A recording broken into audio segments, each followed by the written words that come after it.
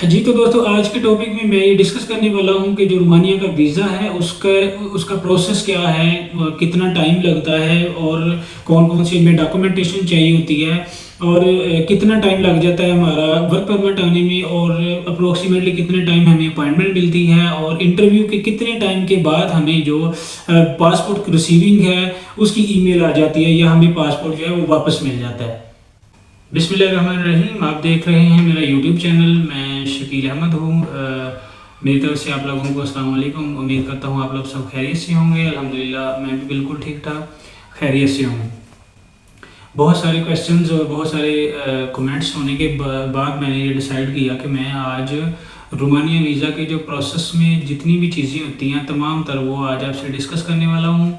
जिसमें सबसे पहले आ जाती है आपकी डॉक्यूमेंटेशन आती है, उसके बाद वर्क परमिट का क्या प्रोसेस होता है, कितने टाइम के बाद आपको वर्क परमिट रिसीव होता है, उसके बाद आपकी एम्बेसी अपॉइंटमेंट किस वक्त आती है और आपका इंटरव्यू वगैरह कब होता है, उसके बाद जो वीज़े का जो इंटरव्यू है वो आपने कैसे वीज़े का इंटरव्यू देना होता है और उसके बाद आपकी पासपोर्ट रिसीविंग है।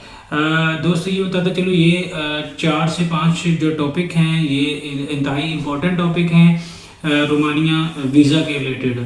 तो जिन लोगों ने अप्लाई कर लिया हुआ उनको तो इस चीज़ का आइडिया हो गया होगा कि कौन कौन सी चीज़ें जो है ना वो रिक्वायर होती हैं और जो अप्लाई करना चाह रहे हैं जिन्होंने आगे वो कोई प्लान किया हुआ है उनके ये वीडियो बहुत काम आने वाली है। वीडियो स्टार्ट करते हैं। वीडियो स्टार्ट करने से पहले जो लोग चैनल पर नहीं हैं वो चैनल को सब्सक्राइब करें और वीडियो अगर अच्छी लगे तो वीडियो को लाइक भी करें और दूसरे दोस्तों को भी शेयर करें।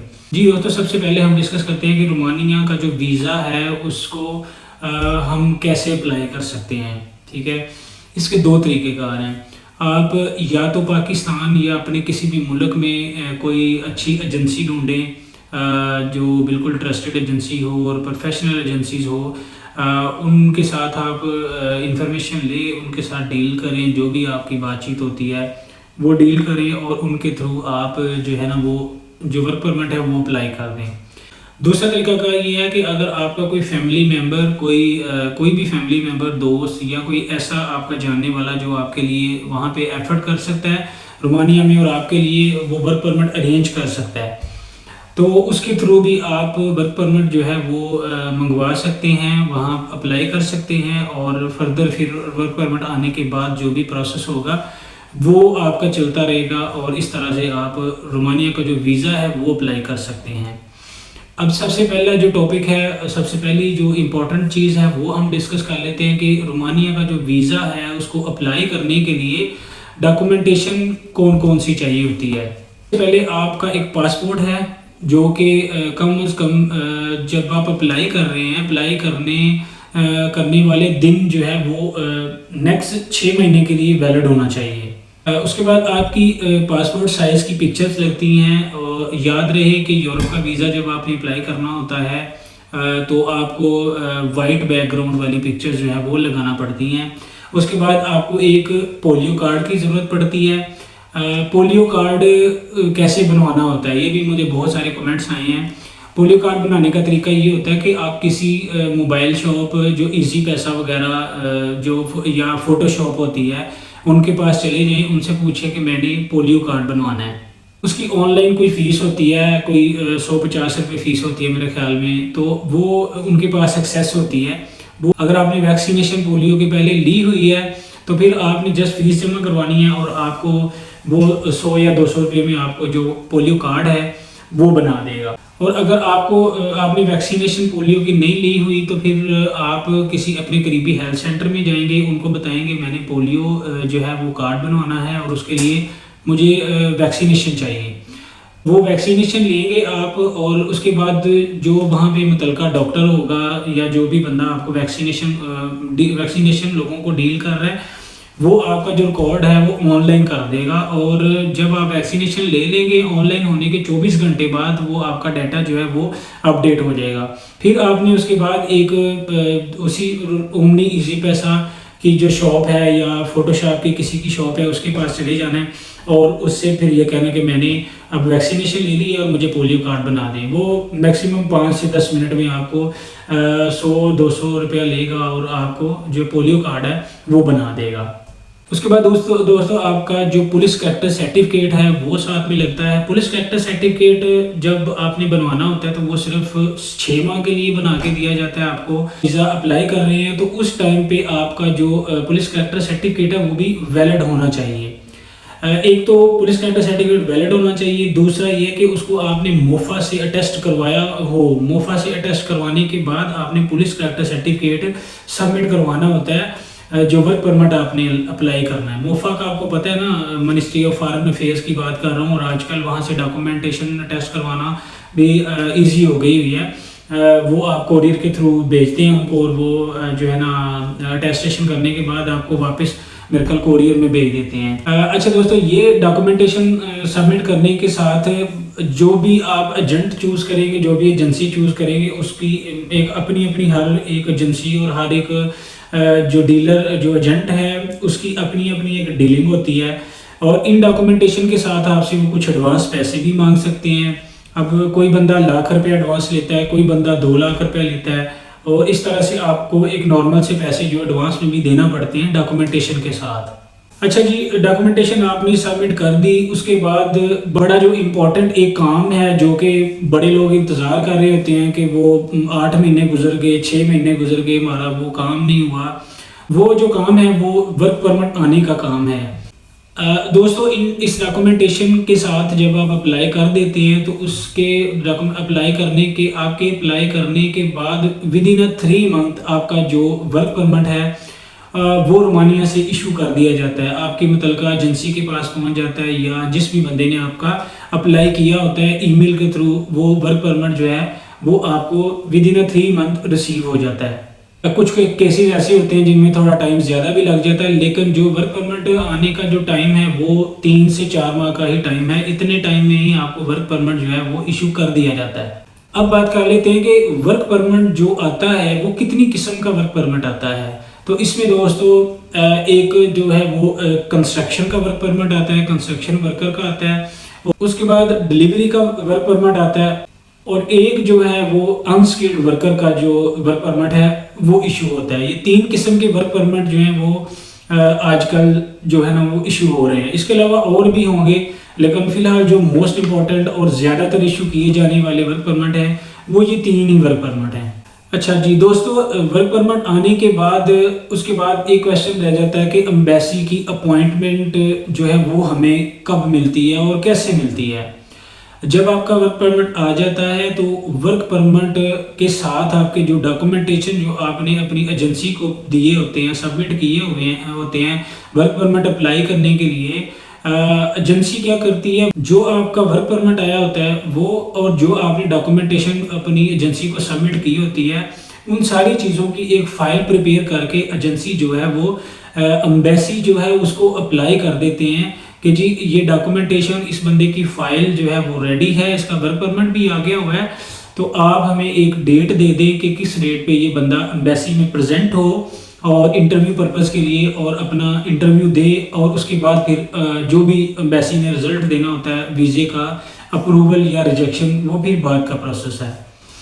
अच्छा, अब जब आपकी एजेंसी, जब आपका एजेंट जो है वो आपकी अपॉइंटमेंट अप्लाई कर देता है डॉक्यूमेंटेशन और वर्क परमिट के साथ, उसके अप्रोक्सीमेटली विद इन 4 मंथ, तकरीबन 3 से 4 माह के अंदर अंदर आपकी जो अपॉइंटमेंट है वो आ जाती है। वो भी ईमेल के थ्रू आती है। फिर एजेंसी ने आपको बताना होता है कि जी फलां डेट की आपकी अपॉइंटमेंट है, आप इस टाइम पे एम्बेसी में जाएंगे और अपना जो है इंटरव्यू देंगे। यहाँ पे कुछ लोगों का ये भी क्वेश्चन है कि क्या अपॉइंटमेंट जो है वो पैसे देकर ख़रीद कर, जो पहले की अपॉइंटमेंट है, जल्दी की अपॉइंटमेंट है, वो भी ले सकते हैं। हाँ बिल्कुल, कहीं ना कहीं ये बात सच है कि आप पैसे देकर भी अपॉइंटमेंट ले सकते हैं, लेकिन मैं यहाँ पे ये रिकमेंड करूँगा, बेहतर यही है आपको जौन सी अपॉइंटमेंट मिली है आप उसी अपॉइंटमेंट पे जाएं और अपना इंटरव्यू दें। जी तो दोस्तों, उसके बाद आपकी अपॉइंटमेंट आ गई, आपने जाना है वीज़े का जो इंटरव्यू है वो देने जाना है। तो उसमें आपने जितनी भी आपकी ओरिजिनल डॉक्यूमेंटेशन है वो आपने साथ लेके जानी है, पासपोर्ट है, वर्क परमिट है, और बाकी जितनी भी आपकी डॉक्यूमेंटेशन होती है वो आपने ओरिजिनल डॉक्यूमेंटेशन आपने साथ लेके जानी होती है। और उसके साथ आपने $130 जो कि एम्बेसी फ़ीस होती है वो साथ लेके जानी होती है। और ओरिजिनल डॉक्यूमेंट जो है वो आपके वहाँ सबमिट हो जाते हैं। पासपोर्ट वहाँ पे सबमिट हो जाता है जिसके ऊपर उन्होंने डिसीजन लेना होता है, वीज़ा लगाना होता है, तो वीज़ा स्टिकर बाद में लगाना होता है उन्होंने। और या अल्लाह ना करे किसी का ऐसा हो रिजेक्शन अगर होनी है तो उसका भी उन्होंने जो रिज़ल्ट है वो डिक्लेयर करना होता है आपको कि आपका जो वीज़ा है, आपका जो वर्क परमिट है, आपका जो इंटरव्यू है उसका ये रिज़ल्ट है। अच्छा जी, वीज़ा इंटरव्यू देने के बाद एक प्रोसेस आ जाता है जी पासपोर्ट रिसीविंग कि मतलब हम बड़ा सोच रहे होते हैं कि यार पता नहीं कितना टाइम लगेगा, कब पासपोर्ट जो है ना वो हमें वापस मिलेगा। इंटरव्यू के बाद विद इन 1 मंथ आपका जो पासपोर्ट रिसीविंग की ईमेल है वो आपको रिसीव हो जाती है कि जी फलां डेट को आप आएँ और आके अपना जो पासपोर्ट है वो रिसीव कर लें। उसके बाद जब आप पासपोर्ट रिसीव करते हैं तो वो मैं पहले भी आपको बता चुका हूँ कि उससे पहले आपको कुछ भी पता नहीं होता कि मेरा वीज़ा लगा है नहीं लगा, या मेरा क्या रिज़ल्ट है, क्या मेरा स्टेटस है। वो जब आपने पासपोर्ट रिसीव करना है, पासपोर्ट जब आपने ओपन करना है तो ही आपको पता चलेगा कि आपका वीज़ा लगा हुआ है या अल्लाह ना करे वो पेंडिंग है या रिजेक्ट है। तो इन सब चीज़ों को आप कैलकुलेशन कर लें और ये अंदाज़ा लगा लें कि रोमानिया का जो वीज़ा है वो उसको कितना टाइम लगता है वीज़ा लगने में। और ये आप ये हिसाब लगा लें जब आप अप्लाई करते हैं तो अप्लाई करने के तकरीबन 3 माह लगा लें आप। 3 माह बाद आपका वर्क परमिट आ गया, उसके बाद तकरीबन 3 माह फिर लगाएं आपके 3 माह के बाद आपका जो अपॉइंटमेंट है वो आ गई आपकी, ठीक है। उसके बाद जो अपॉइंटमेंट आ गई, आपने इंटरव्यू दिया, इंटरव्यू के फिर महीना या 1.5 महीना बाद लगा लें कि आपका जो पासपोर्ट की रिसीविंग है वो होती है। अब आप ये हिसाब लगा लें कि इसमें जो टोटल टाइम आ रहा है तकरीबन 8 से 10 माह का टाइम जो है वो बड़े आराम से लग जाता है। जो प्रोफेशनली और ऑफिशियली तौर पे जेन्युइन तरीके से जो काम होता है जो वीज़े का, उसमें तकरीबन 8 से 10 माह का टाइम जो है वो लग जाता है। एक इम्पॉर्टेंट चीज़ आपको बताऊं कि जब तक आपका इंटरव्यू आना होता है तब तक आपका जो पुलिस कैरेक्टर सर्टिफिकेट है वो एक्सपायर हो चुका होता है, क्योंकि उसका टाइम सिर्फ 6 माह का ही होता है। तो ये आपने याद रखना है कि जब आपने एम्बेसी में इंटरव्यू देने जाना है तो आपके पास जो पुलिस कैरेक्टर सर्टिफिकेट है वो वैलिड होना चाहिए और मोफा से अटेस्टेड हुआ जो पुलिस कैरेक्टर सर्टिफिकेट है वो आपकी फाइल में लगा होना चाहिए। जी तो दोस्तों, जो रोमानिया का जो वीज़ा है उसको अप्लाई करने के लिए एक बंदे के पास 3 चांसेस होते हैं। फर्स्ट टाइम उसने जो वर्क परमिट है वो इशू करवाया, उसके बाद उसने इंटरव्यू दिया, वो इंटरव्यू में पास नहीं हो सका, किसी वजह से वीज़ा नहीं लगा, तो उसके बाद फिर उसके पास एक चांस होता है, वो दोबारा से फिर वर्क परमिट मंगवा के इंटरव्यू दे के जो वीज़े की है वो कोशिश कर सकता है। अगर फिर भी दूसरी दफ़ा भी मतलब कामयाब नहीं हुआ जाता तो फिर एक थर्ड ऑप्शन जो है वो भी बंदे के पास होती है कि मतलब कि एक बंदे के पास 3 चांसेस होते हैं जो वीज़ा है, जो रोमानिया का वीज़ा अप्लाई करने के लिए और उसका इंटरव्यू देने के लिए बंदे के पास 3 चांस होते हैं। इसके साथ साथ मैं आपको ये बताता चलूँ कि मेरा जो वर्क परमिट था वो भी से 4 माह में मुझे मेरा वर्क परमिट रिसीव हो गया था। उसके तकरीबन 3-4 माह बाद मेरी वैसी अपॉइंटमेंट थी और जब मेरा इंटरव्यू हुआ था, इंटरव्यू जब दे के मैं आया था तो 1 महीने से पहले ही मुझे मेरा पासपोर्ट जो है वो मिल चुका था। तो इन चीज़ों से भी आप आइडिया लगा सकते हैं कि कितना टाइम लग रहा है और कितना प्रोसेस होता है, ताकि आप उस हिसाब से मेंटली प्रिपेयर हों। अगर आपने अप्लाई किया हुआ है तो आप फिर आपके लिए थोड़ा वेट करना जो है वो ईजी हो जाएगा अगर ये सारी इन्फॉर्मेशन आपको होगी तो दोस्तों ये थी आज की छोटी सी इन्फॉर्मेशन। इसके साथ ही मुझे इजाज़त दीजिए, इंशाल्लाह फिर नेक्स्ट वीडियो में आपसे मुलाकात होगी और तब तक के लिए अपना ख्याल रखें। अल्लाह हाफिज़।